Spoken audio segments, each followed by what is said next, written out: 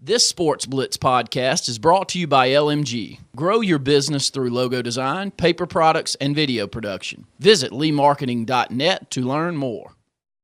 We have our guest on the phone now, and James Crepea from the Montgomery Advertiser. James, you there with us? Yes, how you guys doing?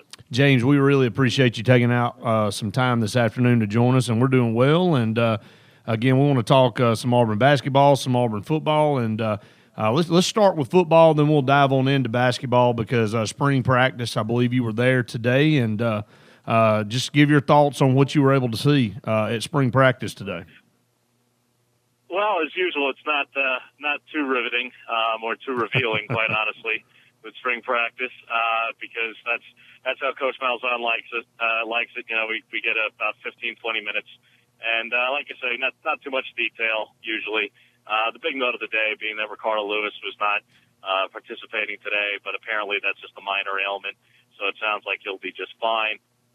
Otherwise, there's really just a lot of the same old stuff that we had seen a week ago. The last time we were at practice, as far as basic rotations, personnel sets, who was lined up with who, all really was basically the same. The big personnel change that took place just about a week ago and remains that way right now is that, look, you have a 3-year starter in Chad Slade on the offensive line, now moved down to the second team, and Avery Young moving to guard. So that's really the big change, and that's gone on for a week now. But it's remaining that way, at least at the moment. You know, that is shocking. And, you know, Chad Slade, you know, has come on over the last couple of years to be a staple in the offensive line. But that just shows you at Gus Malzahn, this coaching staff doesn't rest on their laurels. And, you know, nobody's position is guaranteed, and everybody's got to work and continue to push to make sure you know, that they're worthy of that position, because he's said it multiple times, I'm going to play the best 11 on both sides of the football. And I think that's what you have to do to have a winning program. Yeah, absolutely. And I think, look, you know, they are a talented offensive line group for the returning starters, Slade being one of them. You have a returning player in Patrick Miller, who was a starter at the beginning of the season, who's also talented. And this is in the spring now, before you even get into Braden Smith, one of the heralded recruits of last year. And, you know, there's certainly other players who are also returning players that just didn't see a lot of time a year ago. So they have a very talented offensive line, no shortage there. And it's a competitive situation. And at the very least, this is an opportunity to experiment a little bit and see what you have and see if a guy like Avery Young can play guard, because that's a position he hasn't played before. So at the very least, it's that kind of opportunity.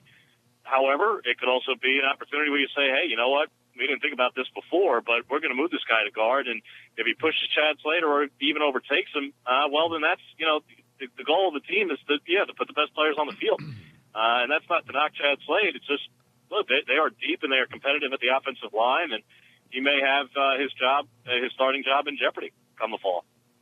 Well, James, so many players coming back on this offense and a lot of players coming back on the defense. And it seems to be that this spring practice is dedicated to building depth.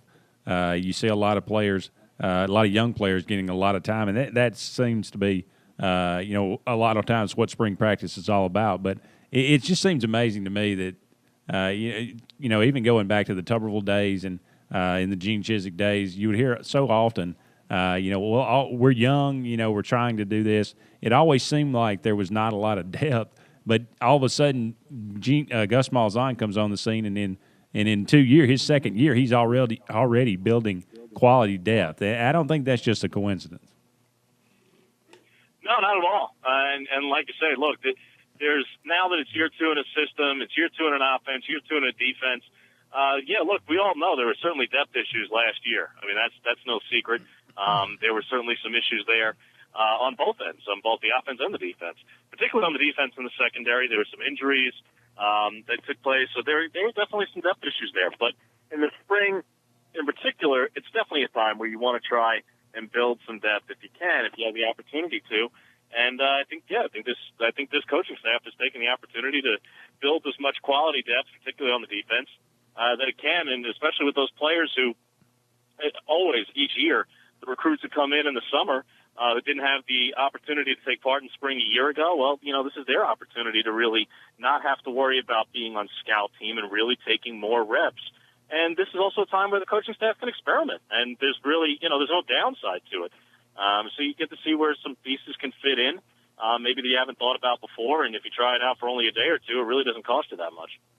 We've got James Crepea on the phone with us from the Montgomery Advertiser. James, let's shift gears and go over to basketball because, normally during this time of the year, here over the past 4 or 5 years, Auburn fans have just been glad to see the year end in basketball and move forward and talk spring football and dominate the headlines there. But the basketball program has been the story here since basketball season ended with the hiring in Bruce Pearl, and now with the assistant coaches he's bringing in, and the latest in Chuck Person brings back one of Auburn's greats. And I'm glad to see the big time Auburn players of the past coming back to be part of these programs. And Bruce Pearl understood what a big impact Chuck Person would make to this program with his experience in the NBA and his years here at Auburn. One of only a few that have had their jersey retired in the arena there. So while all of the talk of the NCAA tournament was going on, Auburn basketball right there in the headlines, James.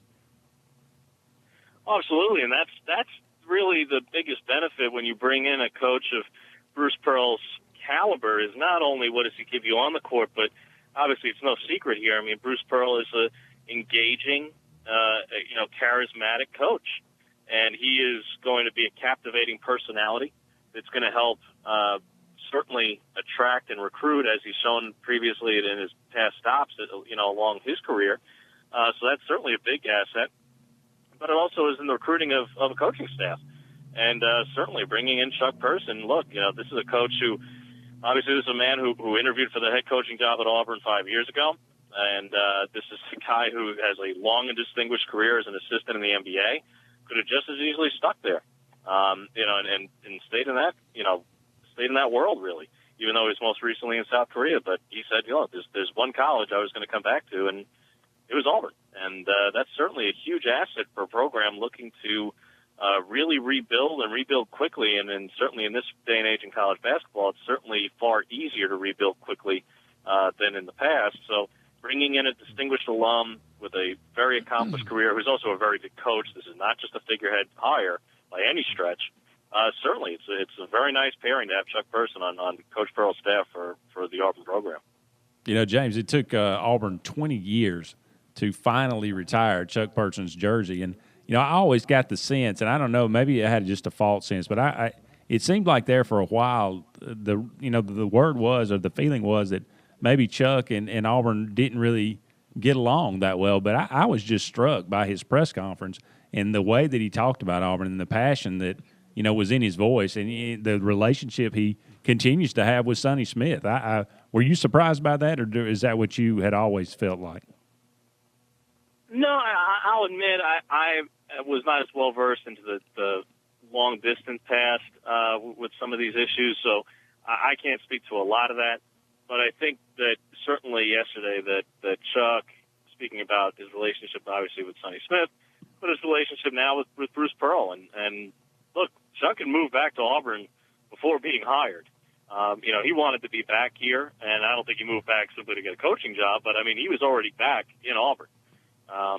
So clearly the man has made a point of wanting to be back in this part of the country, this part of the world for that matter. Again, he was working in South Korea, halfway around the world. So to be here and to be in the coaching realm at the college level is clearly something he really wanted. And good for him.